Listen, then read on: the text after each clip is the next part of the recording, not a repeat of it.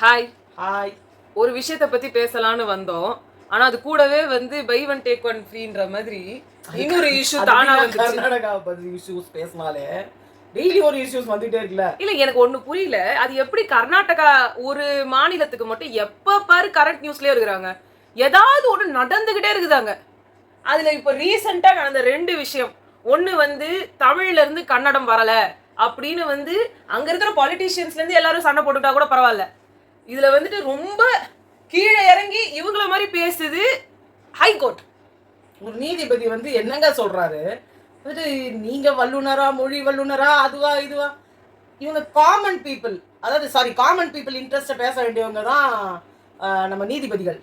அவங்களே நம்ம உட்காந்துக்கிட்டு வக்காலத்து வாங்கிட்டு இருக்காங்க. எனக்கு புரியவே இல்லை. 2வது விஷயம், இப்ப நீங்க நிறைய பேர் பார்த்திருப்பீங்க, இது ரொம்ப ரொம்ப துக்கமான ஒரு சொல்லவே கஷ்டமா இருக்கு. அது இப்ப கரண்ட் நியூஸ் வரைக்கும் வந்து கிட்டத்தட்ட 25 பேருக்கு வந்து காயம் ஆயிருக்கு, 11 பேர் இறந்துட்டாங்க. எதுல அப்படின்னா எல்லாருக்கும் தெரிஞ்சிருக்கும், நேத்து வந்து ஐபிஎல்ல ஆர்சிபி 17 வருஷத்துக்கு அப்புறமா 18வது வருஷத்துல அவங்களோட முதல் கோப்பையை வென்றிருக்காங்க. ஐபிஎல் 2025 எல்லாருமே அதுக்கு வந்து சென்னையே கங்க்ராச்சுலேஷன் பாத்தீங்கன்னா அவ்வளவு ஒரு பாராட்டுக்கள், குத்துக்கள், குமானாவே கங்க்ராச்சுலேஷன். ஆனா வந்து இவ்வளவு நாள் கழிச்சு அவங்களோட உழைப்புக்கு ஏத்த ஒரு பலன் கிடைச்சிருக்கு அப்படின்ற இதோட போயிடணும். நான் அப்பவே சொன்னேன், இவகிட்ட சொல்லிட்டு இருந்தேன், உடனே ஏன் இவங்க எல்லாம் வைக்கிறாங்க. இப்போ அந்த அந்த விக்டரி ரவுண்டுன்ற மாதிரி அந்த கோப்பை எடுத்துட்டு நான் அந்த ஃபுல்லா கர்நாடகால வந்து ஏதோ ஒரு இடத்துல இருந்து பெங்களூர்ல இருந்து ஒரு இடத்துல இருந்து சின்னசாமி ஸ்டேடியம் வரைக்கும் வந்து எடுத்துட்டு போறதா சொன்னாங்க. அப்புறம் அதை கேன்சல் பண்ணாங்க. அதுக்கப்புறமா வந்து ஒரு இடத்துல பொது வெளியில வந்து நாங்க வைக்கிறோம்னு சொல்லி வச்சிட்டாங்க. நான் என்ன கேக்குறேன், நேத்து நைட்டு தான் நடந்திருக்குது.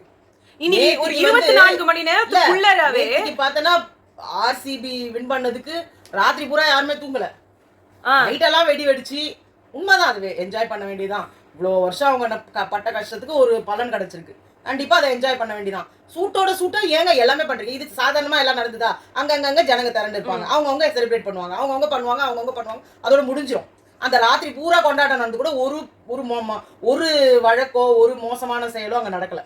அங்கேயே மொத்த சின்னசாமி ஸ்டேடியம்ல நிறைய நடந்திருக்கு. அது வந்து பெருசா நியூஸ் கவரேஜ் ஆகல. அந்த விஷயம் என்ன ஆச்சுன்னா, தகராறு மட்டும் இல்ல, காருங்க கண்ணாடிங்க எல்லாம் உடைஞ்சிருக்கு. இவங்க மேல ஏறி குதிச்சிருக்காங்க. நிறைய பேரோட கார்கள் சாதாரணமாவே ஆர்சிபின்றவங்க வந்துட்டு கொஞ்சம் ஆர்சிபி ஃபேன்ஸ்ல வந்து பண்றாங்க. இதுல வந்து இது எதுவுமே இப்ப எங்களுக்கு மேட்டரே கிடையாது. மேட்டர் ஆனது வந்து இந்த எல்லா இவங்க எல்லாரையும் கூட்டிட்டு வந்து நிக்கும் போது ஒரு சாதாரண ஒரு ஆளா இருந்தா கூட அவங்களால கணிக்க முடியும் எவ்வளவு கூட்டம் வரும்னு. அது மட்டும் இல்லாம 18வது வருஷத்துல கிடைச்சிருக்குன்றதுக்கு அப்போ எத்தனை பேர் பம்ப்டப்பா இருப்பாங்க, எத்தனை பேர் வேலை வெட்டியை வச்சு ஓடி வருவாங்க அப்படின்றது ஒரு சின்ன குழந்தை கூட சொல்லும். ஆனா இந்த கவர்மெண்ட் சொல்றது நாங்க வெறும் 1000 தான் நாங்க எக்ஸ்பெக்ட் பண்ணோம். 35,000 தான் கெபாசிட்டி. அந்த எம்ஏன்ற அந்த சிதம்பரம் சின்னசாமி ஸ்டேடியத்தோட கெபாசிட்டியே 35,000ன்னு ஒரு மாநிலத்தோட முதலமைச்சர் சொல்றாரு. அவர் என்ன சொல்றாரு, 35,000 பேர்ல நாங்க எதிர்பார்த்தோம், 2 லட்சம் பேர் வந்துட்டாங்க. என்னங்க நீங்க இதெல்லாம் எங்கன்னா கேட்குற மாதிரி இருக்கா? ஒரு பெங்களூர்ல ஒரு சாதாரண ஒரு சினிமாவோட ஃபங்க்ஷன்னாலோ இல்ல சாதாரணமா ஒரு நடிகர் வந்தாருனாலோ பயங்கர கிரௌட் ஆகுற ஒரு மெயின் பிளேஸ் பெங்களூர். ஓகேவா? நேற்று இப்படி ஒரு சந்தோஷமா இவ்வளவு கொண்டாட்டம் நடந்த மனநிலையில இருந்தவங்க அத்தனை பேரும் என்ன பண்ணுவாங்க, அவ்வளவு பேரும் நாங்க அங்க போகணும், அங்க எல்லாரையும் போய் செலிப்ரேட் பண்ணணும்.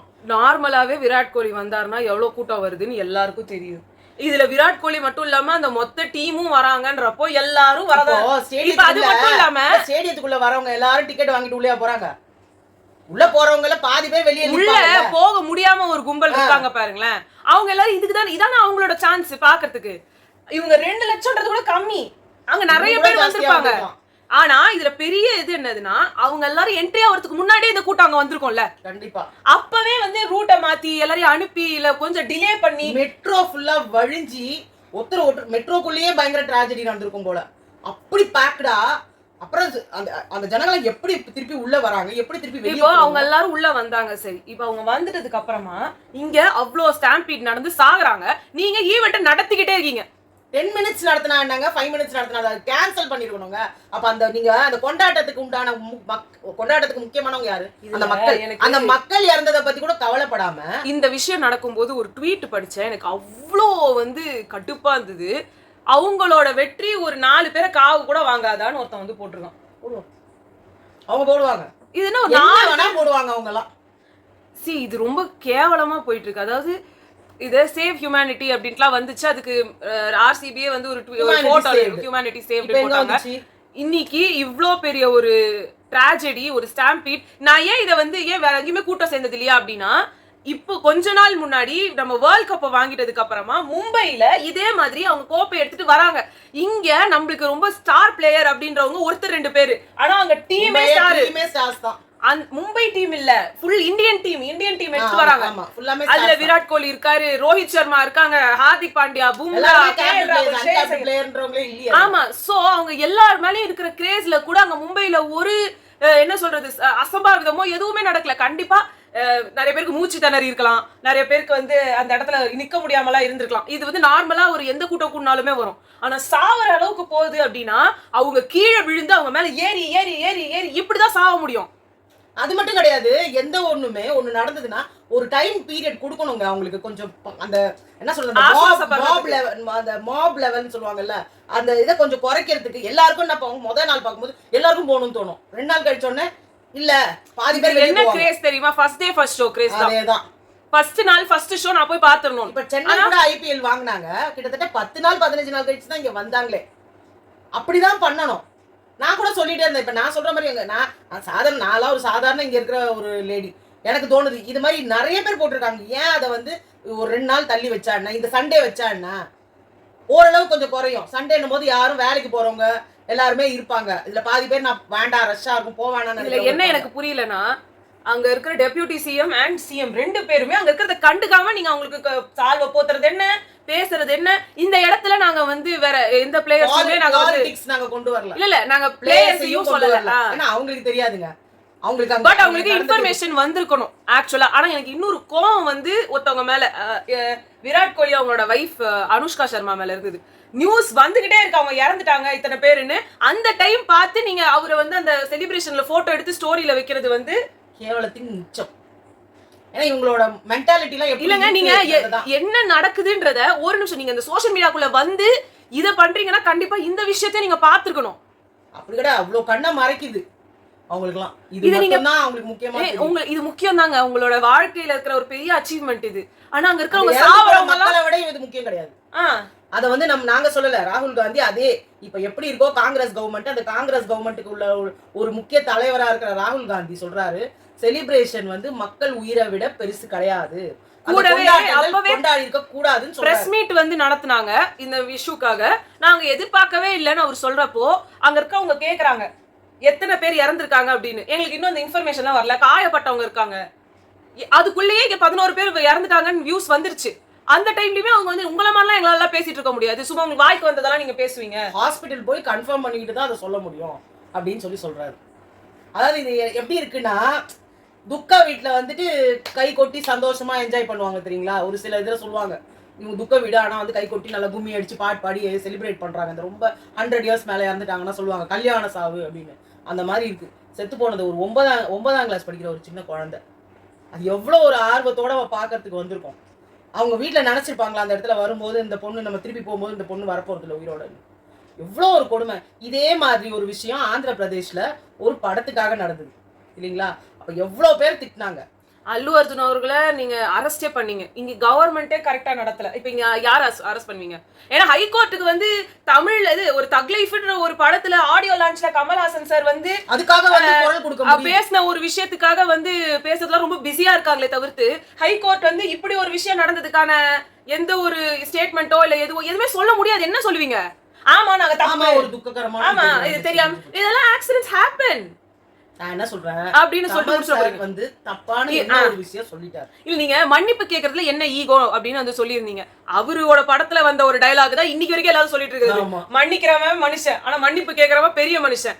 ஏன்னா அவன் தப்ப உணர்ந்துட்டான் அப்படின்னு சொல்லுவாரு. தப்பே செய்யாதவங்க ஏங்க மன்னிப்பு கேட்கணும்? ஆக்சுவலா இது வந்துட்டு இந்த டயலாக் நான் வந்து வேற யாரோ கூட சொன்னாங்க, தப்பே செய்யாதவங்க எதுக்கு வந்து மன்னிப்பு கேட்கணும்னு சொல்லி. நாங்க இதுல பார்த்தப்போ ஆக்சுவலி இங்க நிறைய இங்க இருக்கிற தலைவர்கள்ல வந்து சீமான் அவர்களோ இல்ல நிறைய பேர் வந்துட்டு இதுக்கு வந்து சொல்லியிருந்தாங்க. அப்போ சீமான் அவர்கள் ஒண்ணு சொன்னது வந்து சொல்லியிருக்காரு.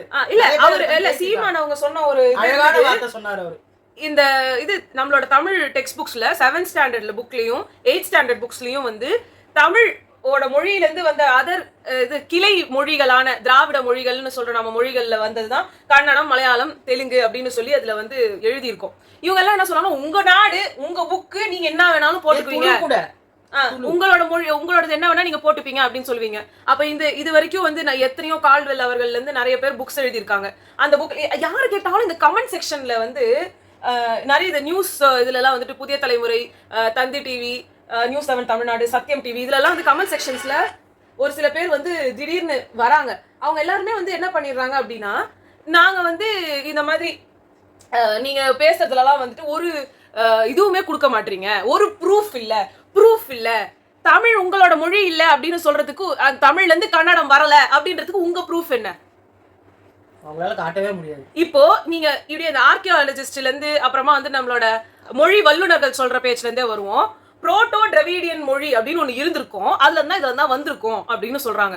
அந்த புரோட்டோ டிராவிடியன் மொழி என்னன்றது உங்களுக்கு தெரியல, அதுக்கு வந்து ஒரு ப்ரூஃப் இல்ல. ஆனா எல்லாமே ஒரே மாதிரி இருக்கிறதுனால ஒரு மொழி இருந்திருக்கும், அதுல இருந்து இது வந்திருக்கும்.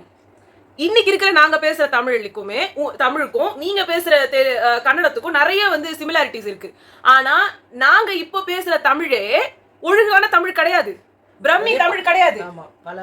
பல மொழிகளோட ஒட்டிக்கிட்டு மாறிடுச்சு, நிறைய மாற்றம் ஒன்றே மாறாதது. அதனால இதுல நிறைய வந்து மெருகழி வர புது புது வார்த்தைகளுக்கான ஒரு நீங்கள் எப்படி இருக்கிறீர்கள் அப்படின்னு இப்ப பேச மாட்டோம். நம்ம எப்படி இருக்கீங்க, நல்லா இருக்கீங்களா, இப்படி நம்ம சாதாரண ஒரு பேச்சு ஒரு காற்று அப்படின்றதே காத்துன்னு மாத்திட்டோம். பட் நம்ம எழுதும் போதுதான் நம்ம காற்றுன்னு எழுதுறோம், ஒண்ணுமே இல்ல. இப்ப நம்ம திருக்குறள்ல இருக்கிற ஒரு வேர்ஸ் படிச்சீங்கனாலே அதுல என்ன சொல்லி இருக்காங்க, அந்த குறள்ல என்ன மீனிங்ன்றத வந்து அதை படிச்சோன்னா உங்களுக்கு புரியல. அது தனியா கைடு தேவைப்படுது, மொழி வல்லுநர்கள் அதை பார்த்து மொழிபெயர்ப்பு பண்ண வேண்டியதா இருக்கு. படிக்கிறதுக்கே நம்ம எப்படி பிரிச்சு படிக்கணும்ன்றதே இருக்கு. ஒரு சில வார்த்தைகள் முன்னாடியோட கோர்த்து இருக்கும், அந்த வார்த்தையை பிரிச்சு நம்ம அடுத்த வேர்டு படிக்கிற மாதிரி இருக்கும். லெமூரியா கண்டம்ல தான் முதல்ல வந்த ஒரு இந்த உலகமே எல்லாரும் பேசின ஒரு மொழி லெமூரியா கண்டத்துல தான் இருந்தது அப்படின்னு சொல்றாங்க. அந்த இடத்துல பேசின மொழி தமிழ். அங்க மதுரை இருந்துச்சு, மதுரைன்னு ஒரு ஊர் அங்க இருந்தது, அந்த இடத்துல சங்கம் வந்து வச்சு தமிழை வளர்த்தோன்னு எத்தனையோ நிறைய ப்ரூஃப் வந்து வந்துகிட்டே இருக்கு. இன்னும் திருக்குறள் வந்து அந்த இடத்துலதான் வந்து அரங்கேற்றினாங்க. நம்ம ஆத்திச்சூடி வந்து ஔவையார் அங்கதான் கொண்டு வந்து வச்சு அதை வந்து இந்த சமூகத்துக்கு கொண்டு வந்து அங்க ஆக்சுவலா வந்து ஒரு எல்லாரும் விவாதிப்பாங்க, இத வந்து இந்த புக்கை வந்து பப்ளிஷ் பண்ணலாமா, இப்ப எப்படி சொல்றோமோ அது மாதிரி ஒரு தமிழ் திருச்சபை நடந்திருக்குதாங்க. ஆமா, அப்ப அதை வந்து அதுல வந்து இந்த ஏற்றுக்கொள்ளக்கூடிய நூல் அப்படின்னு சொன்னாதான் அதை வந்து அரசரே அதை ஏற்று வெளியிடுவாரு, இல்லைன்னா அதை வெளியிட முடியாது. சோ அது மாதிரிலாம் அதோட உண்மையா யார் வேணா நிறைய எழுதிட்டாங்க. நிறைய எழுதுனதுல பல விஷயங்கள் நமக்கு காணும், கிடைச்சதே ஏதோ வந்து 1% 2%ன்றாங்க. அதுலயும் நீங்க பார்க்கும்போது உங்களோட எந்த ஒரு தமிழை தவிர வேற எந்த இலக்கியங்களையும் நீங்க பழைய இலக்கியங்கள் கொண்டு வந்து காட்ட முடியல. இதை நம்ம சொல்லல, ஒரு ஃபாரினர்ஸ் சொல்றாங்க. அங்க பேசின இந்த உலகத்துல முத நாடு தோன்றி இருந்ததுன்னா அந்த நாட்டுல ஒருத்த மனுஷன் ஒரு லாங்குவேஜ பேசி இருந்தாங்கன்னா அது கண்டிப்பா தமிழா தான் இருக்கும். இதை நம்ம சொல்றோமா? இது நீ எந்த போய் ஓல்டஸ்ட் லாங்குவேஜ். இப்போ நீங்க ஆப்பிரிக்கால வந்து நிறைய கிராமங்கள்ல இன்னுமே நம்மளோட இதுக்கு முன்னாடி இருந்த வெர்ஷன்ல இருக்கிற ஒரு தமிழை வந்து பேசிட்டு இருக்காங்க. இன்னும் ஆதிகால மனுஷன் வந்து தமிழன் கிடையாது அப்படின்னு நினைச்சிட்டு இருந்தீங்கன்னா, நம்மளோட மதுரை பக்கமா வந்து ஒருத்தர் இருந்தாரு, எனக்கு பேர் சரியா ஞாபகம் இல்ல, அவரோட டிஎன்ஏ ஃபர்ஸ்ட் ஏர்லி ஹியூமன் பீயிங்கோட டிஎன்ஏ என்னவா இருந்திருக்குமோ அது அவருக்கு இருக்கு அப்படின்றத ப்ரூவ் பண்ணிருக்காங்க. இது நான் சயின்டிபிக்கா பேசிட்டு இருக்கேன், இது நிஜமாவே நடந்துமே வந்து பொய்யா இல்ல, வாய் புடிச்சதோ மாங்கா புடிச்சோ. ஆமா, நீ அப்படிதான் சொல்லுவ, நீ தமிழ். அப்போ புரோட்டோ டிராவிடியன் மொழின்றது என்னது? இவங்க தமிழாதான் இருந்திருக்க முடியும். பிரம்மின்னு சொல்லுங்க வேணாம், அது தமிழ்னு இல்லாம பிரம்மின்னு இருந்திருக்கும். பிரம்மி ஸ்கிரிப்ட்ங்கிறது தான் பயங்கரமா. சரி, அப்போ தமிழ் வந்து இப்பயுமே வந்து வாழ்ந்துட்டு இருக்கிற ஒரு கிளாசிக்கல் லாங்குவேஜ். இது வந்து ஓல்டஸ்ட் லிவிங் லாங்குவேஜ்னு சொல்லி எல்லாமே கொடுத்தாச்சு, செம்மொழி. நான் வந்து இந்த இடத்துல ஒரு விஷயங்களை சொல்றேன். நான் ஒரு டியூஷனுக்கு ஒரு பையனுக்கு போனேன். அந்த பையன் வந்து ஒரு நார்த் இந்தியன். அவன் வந்து என்கிட்ட வந்து கேட்டான், உலகத்திலேயே இப்போ பயங்கர பழைய லாங்குவேஜ் வந்து எது அப்படின்னு எனக்கு கேட்டான். நான் சொன்னேன் தமிழ்னு சொன்னேன். Tamil, what you say is it Tamil அப்படின்னா நான் சொன்னேன் எஸ், நீ வந்து போட்டு சர்ச் பண்ணி பாரு அப்படின்னு சொன்னேன். No, I won't accept. Sanskrit is the oldest language அப்படின்னு சொல்லிட்டு என்கிட்ட அவன் வந்து பெரிய பயங்கரமான.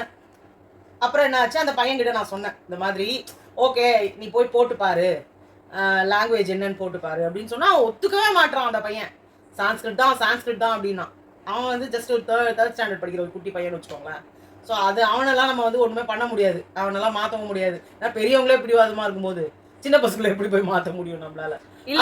அந்த மாதிரி தான் இருக்கு இப்போ ஆர்சிபி இல்ல கர்நாடகால. கர்நாடகா கவர்மெண்ட் இன்னொன்னு நம்ம வந்து சொல்லிடணும். சரி, நீங்க வந்து தமிழ்ல இருந்து வரலங்க, நீங்க வந்து 9வது செஞ்சுரியில தான் அந்த மொழியோட ஸ்கிரிப்சர்ஸே கிடைச்சிருக்கு.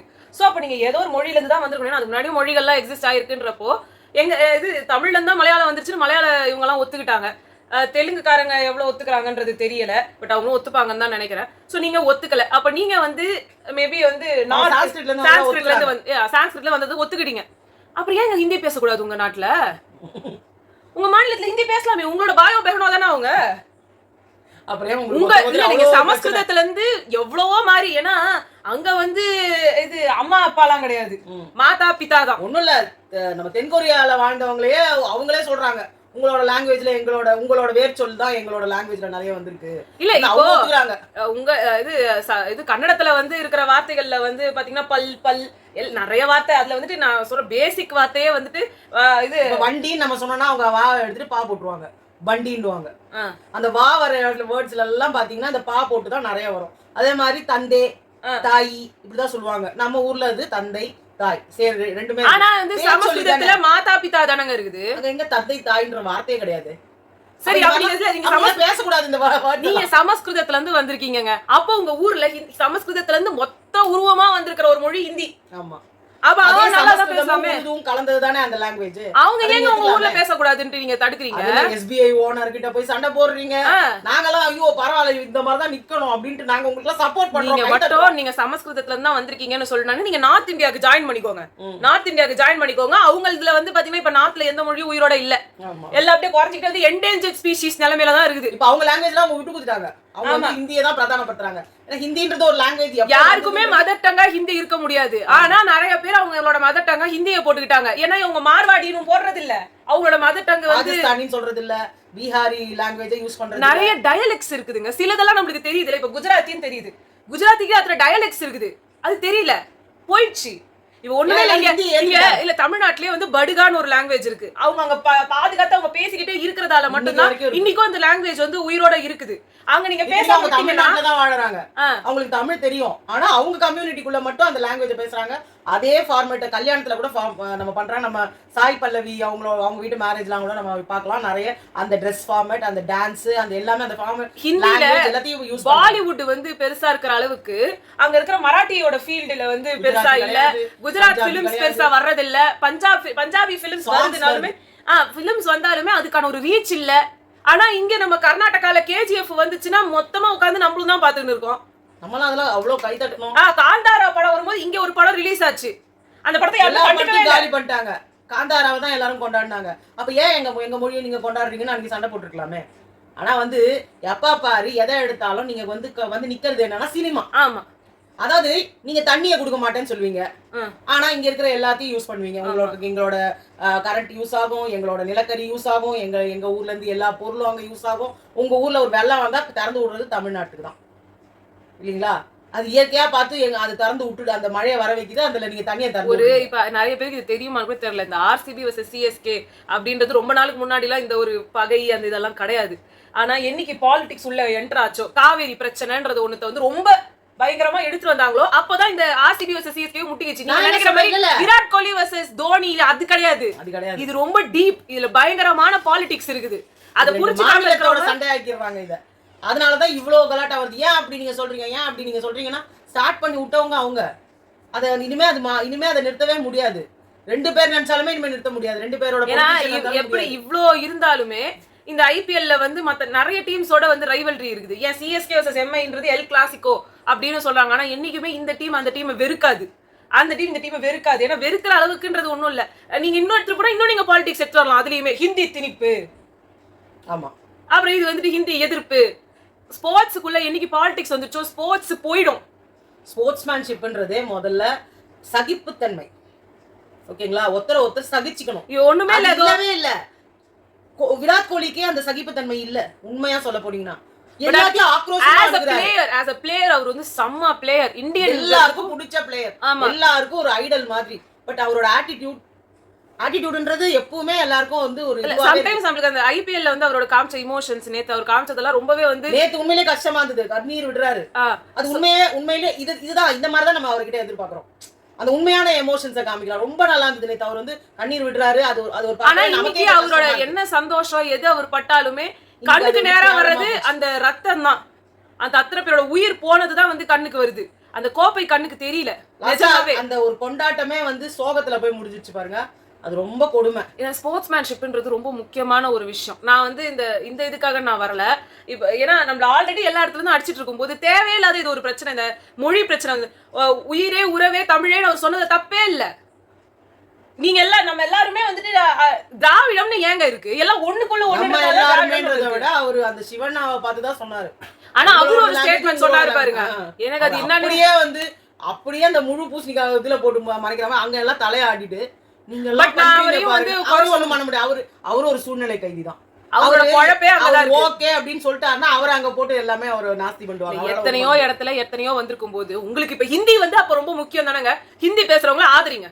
ஏன்னா சமஸ்கிருதத்துல இருந்தா ஹிந்தி வந்தது, சமஸ்கிருதத்துல இருந்தா கன்னடமும் வந்தது. ரெண்டு பேரும் அண்ணன் தெரிஞ்சு எல்லாமே ஓகே. இந்த நீதிபதின்றவர் எதுக்கு இதுல தலையிடுறாரு? எதுக்கு ஈகோ? எனக்கு சத்தியமா இப்படி வந்து ஒரு மன்னிப்பு கேக்குறதுல என்ன தப்பு இருக்கு? தப்பு பண்ணாம ஒருத்தன் ஏங்க மன்னிப்பு கேட்கணும்? இது என்ன அநியாயமா இருக்க? ஒண்ணு பேச்சுரிமையே கிடையாது. அப்போ பேசவே கூடாதா? அப்ப பேச்சுரிமை ரைட் டு ஸ்பீக்கர் எடுத்துருங்க. இப்போ கர்நாடகால படத்தை ரிலீஸ் பண்றதுனால எவ்வளவு வந்து உங்களுக்கு ப்ராஃபிட் வர போகுதுன்னு நினைக்கிறீங்க? அந்த ப்ராஃபிட்டே வேண்டான்ற அங்க இருக்கிற தமிழ்காரங்க அதுதான் இவரு சீமான் கூட சொல்லும்போது சொல்றாரு. அங்க இருக்கவங்க வந்து இங்க வந்து பாத்துட்டு போறாங்கன்ற மாதிரி இஷ்டப்பட்டவங்க பார்க்க போறாங்க. இங்க வந்து அந்த காந்தாராவை பார்க்கணும்னு அவசியமே இல்லையே. எல்லாருக்கும் பிடிச்சுதானே பார்த்தாங்க. அந்த கேஜிஎஃப் கர்நாடகாவோட படம் எல்லாம் லீக் ஆயிடுது.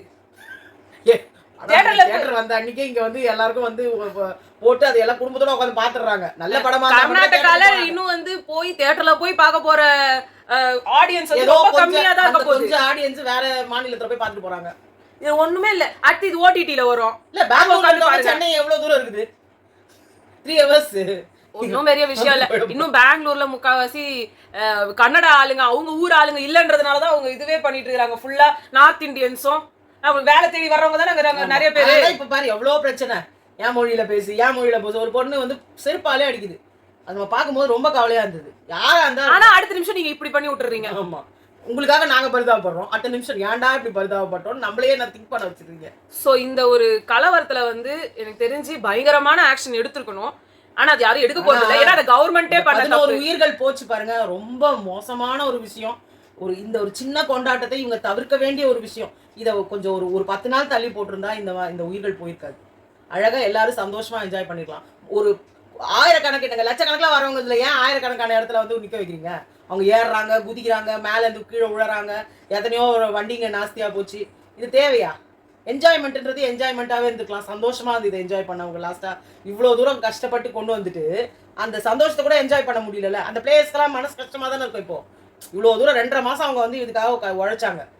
கடைசியில அதுல வந்து கேவலமா வந்து இந்த மாதிரி ஒரு விஷயத்துக்காக வந்து முடியுதுன்னும் போது அவங்களுக்கு எவ்வளவு கில்ட்டியா இருக்கும். ஏன்னா நம்மளுக்கு வெளிநாட்டுக்காரங்க நம்மள திட்டுறதே வந்து தாங்க முடியல. இதோ நம்மளோட கிராண்ட் மாஸ்டர் குகேஷ் மேக்னஸ் கால்சனை வந்து அவங்க வீழ்த்திருக்காரு. நிஜமா ஒரு நியாயமா தான் அவர் விளையாடி வின் பண்ணிருக்காரு. ஆனா என்னமோ அவர் இல்லீகலா வந்து வின் பண்ணிட்ட மாதிரியே ஒரு ரியாக்ஷன் அவரு ரியாக்ஷன் கொடுக்கறதும் அந்த டேபிள் இப்படி தட்டி ஒரு இது கலப்பி ஓ மை காட் அப்படின்னு சொல்லிட்டு போறதும் அவரோட அதுக்கு முன்னாடி அத்தனை இன்டர்வியூல அவன் பாட்டு பிளைண்டா என்னமோ பண்றான். என்னமோ இதாவது அவருக்கு ஆடவே தெரியல, வேஸ்ட் அப்படின்னு எதோ அவர் பாட்டுன்னு கொடுக்குறாரு. இது சம்பந்தமே இல்லாம அங்க கமெண்ட் செக்ஷன்ல அவர் குகேஷ் மேல ஒரு ஸ்மெல் வருது. வந்துட்டு இது வந்துட்டு இவெல்லாம் ஒரு ஆல்ரெடி இப்பெல்லாம் ஒரு ரேசிசம் நடுவில் நம்ம வாழ்ந்துட்டு இருக்கும் போது பக்கத்துல இருக்கிறவங்களே நம்மள அடிச்சுட்டு இருந்தாங்கன்னா ஒன்றும் பண்ண முடியல. நான் அதுவும் அந்த நாட்டில் இருக்க அந்த மாநிலத்தில் இருக்கிறவங்களுக்கு அந்த டீமை சப்போர்ட் பண்ணதுக்கே வந்து ஒரு பாதுகாப்பு இல்லாம சாவுறாங்க அப்படின்னா யாரை நம்புறது? இதுல வேற நம்ம பெருமையா சொல்லிக்கிறோம் யூனிட்டி இன் டைவர்சிட்டின்னு. இங்க நார்த்ல இருந்து அழகா அவங்க மெசேஜ் போடுறாங்க. சவுத் வெரி எஜுகேட்டட் பீப்புள்னு நினைச்சோம். எல்லாம் வந்து செலிபிரிட்டி பின்னாடி போயிட்டு பைத்தியம் ஒரு ஹப். அதாவது ஒரு ஐடி ஹப்னாலே மெயினா இருக்கிறது பெங்களூரும் அண்ட் ஹைதராபாடும் தான். அந்த பெங்களூர்ல நடக்கிற இப்படி ஒரு ஈவென்ட்டே இப்படி ஒரு அன்கல்ச்சர். எனிவேஸ் நார்த் இந்தியன்ஸ் சொல்றது எதுவும் தப்பு இல்ல. கன்னடம் பேசுறவங்க எல்லாம் வந்துட்டு கன்னடம் பேசுறவங்க இல்ல, கர்நாடகா கவர்மெண்ட்டுக்கும் கர்நாடகாவோட ஹைகோர்ட்டுக்கும் வந்து அவங்க சமஸ்கிருதத்துல இருந்து வந்தாங்கன்னு சொல்றதுனால ஹிந்திக்காரங்க சொல்றதெல்லாம் வந்து அவங்களுக்கு ஒன்றும் பெருசா வந்து அஃபெக்ட் ஆக போகுது. ஏன்னா அவங்களோட பாய் பெஹன் தானே ஒத்துப்பாங்க. ஆமா, இனிமே நீங்க தமிழ்நாட்டுல வந்து யாரும் வாய் தரக்கூடாது. இனிமே நீங்க வந்து பத்தி பேசக்கூடாது. அவ்வளவுதான் வேண்டியது. இனிமே வந்து ஹிந்தி பேசாத என் மொழியை பேசுன்னு வராதிங்க. நீங்க ஆல்ரெடி நீங்க சமஸ்கிருதம் தான் உங்களோட தாய்மொழின்னு சொல்லியாச்சு. அதுக்கப்புறமா உட்காந்து தாய்மொழியில வேர்மொழி. சரி, வேர்மொழி என்று சொல்லி தாய்மொழி கன்னடிகா அவங்க. அந்த மொழி வந்ததோட இது வந்து நான் சொன்ன பேரண்ட் லாங்குவேஜ் வந்து இதுன்னு சொல்லியிருக்கீங்க. அதனால அந்த ஊர்ல ஹிந்தி பேசுறது தப்பே கிடையாது. எல்லாரும் பேசலாம், என்ன லாங்குவேஜ் வேணா பேசலாம். நீங்க பீகாரி பேசலாம், குஜராத்தி, தமிழ் பேசக்கூடாது, மலையாளம் பேசக்கூடாது, தெலுங்கு பேசக்கூடாது. ஆனா அது தவிர்த்து இருக்கிற மத்த எல்லா லாங்குவேஜும் இல்ல, ஹிந்தி தான் இருக்குது, அவங்க அந்த மாதிரி ஆக்கி வச்சிருக்காங்க. ஸோ அவங்களாம் வந்து பேசலாம். ஸோ அதனால இதை வந்து ஒரு ட்ரெண்டிங் ஆக்கி ஆல்வேஸ் ஆன் ட்ரெண்டில் இருக்கணும்னு நினைக்கிற கர்நாடகா இது ஒரு ஃபுல் ஸ்டாப் வச்சாகணும். இதுல வந்து எதுவும் மனசு கஷ்டப்படுறதுக்காகவும் எதுக்கும் நாங்க பேசல. எங்களோட மனசுல இருக்கிற குமுறலை நாங்க வெளியில சொல்றோம், அவ்வளவுதான். இதனால அவங்கள நம்ம வெறுக்கிறதோ இல்லது கிடையாது. ஆனா வெறுக்கிற மாதிரி ஏன் கொண்டு வரீங்கன்றதான் கேக்குறோம். ஜஸ்ட் ஒரு பப்ளிக்ல இருக்கிற ஒருத்தவங்களோட தாட் ப்ராசஸை நாங்க சொல்றோம். எங்க கூட ஏதாவது இதே மாதிரி தாட் ப்ராசஸ்ல இருக்கிறவங்க இந்த வீடியோ முழுசா பாத்துருப்பாங்க. அப்படி பார்த்துட்டு கமெண்ட் பண்ணுங்க, அரைகுறையா பார்த்துட்டு கமெண்ட் பண்ணாதீங்க, ஃபுல்லா பார்த்துட்டு கமெண்ட் பண்ணுங்க நாங்க என்ன சொல்ல வரோன்றது. ஏன்னா எல்லாரும் இந்த அரசியல்வாதிகள் ஒரே ஒரு லைன் எடுத்து பேசுற மாதிரி சும்மா ஒரு லைனை பார்த்துட்டு நீங்க இப்படி, நீங்களாம் இப்படி, அப்படி நீலாம் பேசுறதுக்கு உனக்கு ரைட்ஸ் இல்லை அப்படிலாம் வராதிங்க. உண்மையா ஃபுல்லா பார்த்துட்டு உங்களுக்கு உங்களோட எந்த கமெண்டா இருந்தாலும் போடுங்க, தப்பே கிடையாது. உங்களுக்கு எல்லா ரைட்ஸும் இருக்கு. நாங்க அடுத்த வீடியோல சந்திக்கிறோம். பாய்.